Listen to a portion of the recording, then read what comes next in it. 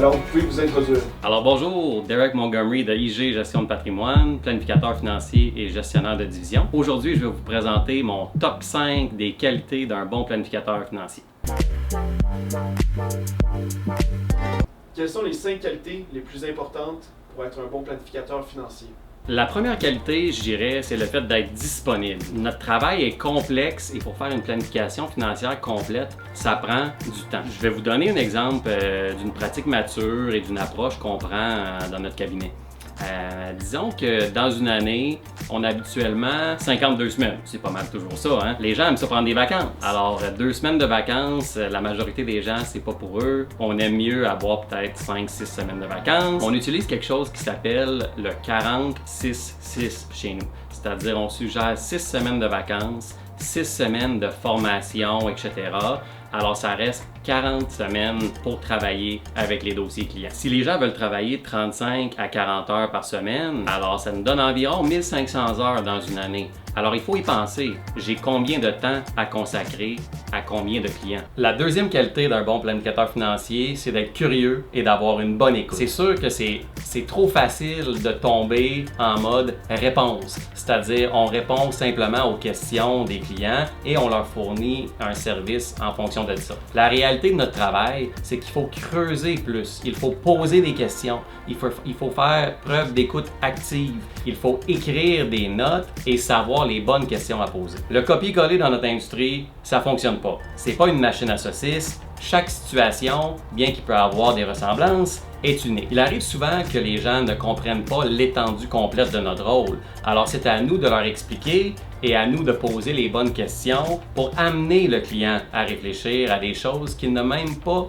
eu le temps de réfléchir encore. La troisième qualité d'un bon planificateur financier, c'est d'être passionné par notre domaine pour aider les gens, de un, parce qu'en réalité, c'est ça qu'on fait. On aide les gens à planifier leur vie financière. Il faut être passionné pour apprendre et toujours en apprendre davantage. Parce qu'en planification financière, c'est toujours en évolution et beaucoup plus que la majorité des autres domaines. Par exemple, la fiscalité change pratiquement à chaque année. Alors, il faut savoir comment faire pour se mettre à jour et prendre le temps de se mettre à jour et surtout avoir la volonté de vouloir se mettre à jour.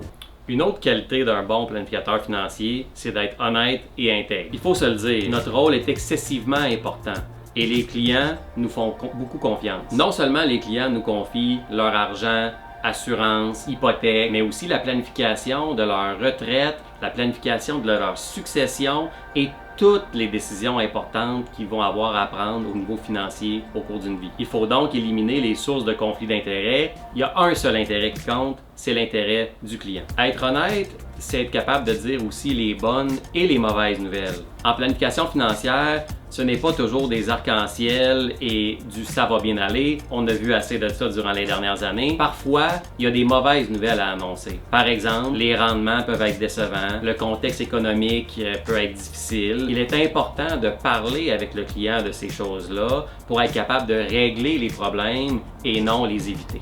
La dernière qualité, et non la moindre d'un bon planificateur financier, c'est d'avoir de bonnes connaissances. Les bonnes connaissances commencent par une bonne éducation. Par exemple, le programme à l'Université Laval en planification financière est une excellente base et point de départ pour devenir un bon planificateur financier. Ceci étant dit, il y a d'autres organismes qui sont là pour nous aider également. Je pense notamment à l'IQPF, qui vraiment est l'organisme qui est le plus spécialisé en planification financière, qui offre plusieurs formations à chaque année. En plus de l'IQPF, il y a également l'APFF et le CQFF, d'autres organismes de planification financière et fiscale qui sont là pour nous appuyer et apporter des formations un peu plus poussées dans notre domaine. En terminant, pouvez-vous nous parler un peu de votre organisation? Oui, bien sûr. Chez IG, on vous offre le meilleur des deux mondes, c'est-à-dire une liberté pour bâtir une pratique et une clientèle comme vous voulez, mais avec beaucoup de soutien qui vient avec ça. Si on part un cabinet financier de notre sous-sol ou si on se joint à un très petit cabinet, on a la liberté extrême, c'est-à-dire on choisit environ tout ce qu'on veut faire. Cependant, on manque de ressources. Nous avons personne pour nous aider avec le marketing, le développement des affaires, la conformité, les fournisseurs, etc. À l'autre extrême, nous avons les gens qui travaillent pour les très grandes bannières où on a beaucoup de ressources, mais on a une clientèle qui ne nous appartient pas et qui nous est imposée et une charge de travail très peu flexible par rapport à l'horaire et si on peut travailler de la maison. Chez IG, les gens sont vraiment libres de choisir leur clientèle et de bâtir la pratique qu'ils veulent. Mais ils ont aussi beaucoup de soutien pour tous les volets qui sont importants à la planification financière. Alors, pour les gens qui ont besoin de faire un stage, on a un beau programme de stage pour vous chez IG. On a déjà eu plusieurs personnes de l'Université Laval, évidemment, et on apprécie toujours travailler avec les stagiaires. Chez nous, le stage, c'est vraiment fait pour comprendre est-ce que le travail de planificateur financier avec une clientèle qu'on travaille exclusivement pour nous, est-ce que c'est pour vous, ce travail-là? Ben, vous allez l'apprendre chez nous parce qu'on ne vous fera pas faire des tâches répétitives, etc.